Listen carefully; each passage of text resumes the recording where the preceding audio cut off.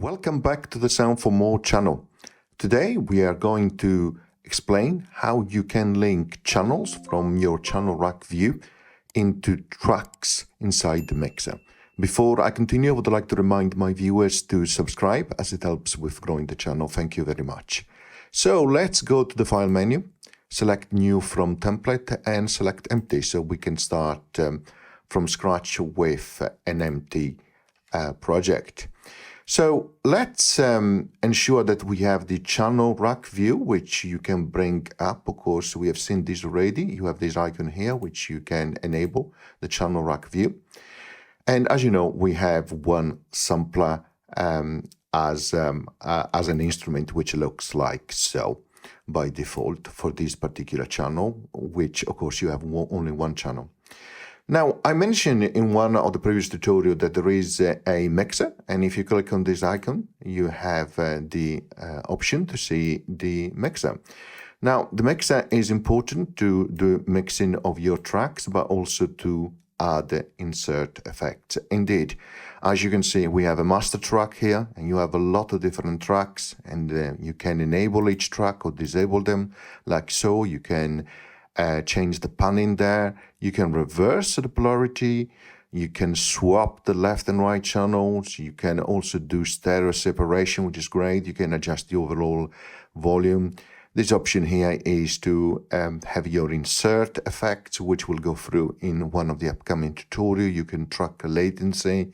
You can arm disk recording, etc., etc. But for today's tutorial, I just want to show you how you can map channels in your channel rack view against tracks of the mixer. And the reason for that is that by default, everything goes to the master track, which is this one here. So let's right click here on the sampler and let's select replace and let's choose flex, but you can choose any other instrument as you prefer.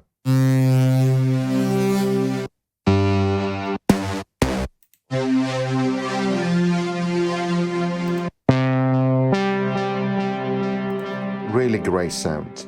Now, as you can see the meter here on the master, which is going up, okay? And also you can see the meter here, the overall meter here on the left-hand side with the decibel sign. Now, you can decrease the volume here of the master to adjust effectively the volume of flex as a synth. And that's well and good, but let's say that we add another instrument and let's add a mini synth. And if you play that mini synth, you can see that the sound is still going to the master track.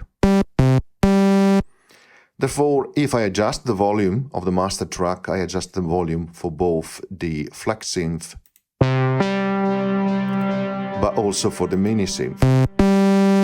You might not want to do that, and you might want to adjust volumes and levels independently for both synths. You may want to also add effects independently for both synths. So how do we solve this? Well, we solve this assigning channels to different tracks in the mixer because you have plenty of tracks that you can use. So there are various ways that you can use to do that. So the first one is select the channel that under consideration and click here, and you can move up and down. You can see it says 1 and it has moved to the first track in the mixer. You can go to the second, third, so you can change that very quickly. So it's nice and simple. So you can go to the second track and do the same, and you can go to number 2, right? You don't really need to select it, but it's great if you want to sample, of course, the sound. So now if I play the flex synth, you can see it's going to the first track here, but not the master track. Of course, that track is going to redirect the output to the master track.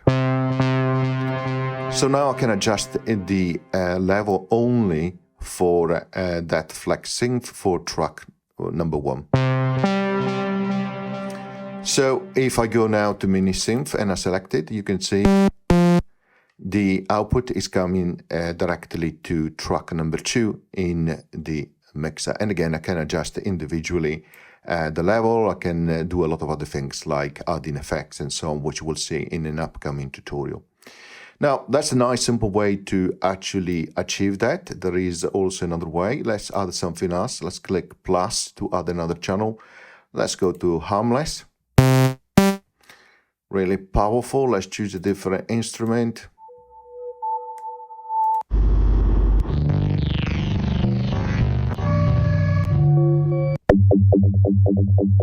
The bass there, which is great.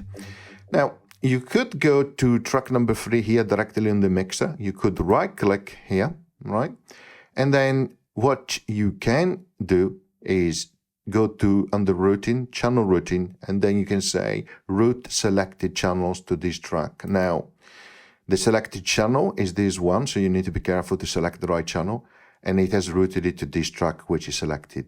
Okay, the beauty of doing it in this way, of course, is also that it's giving you the name as well. Of course, you can go back to the previous track, right click, select rename, color and icon, and then you can adjust it and you can write, for example, mini synth there.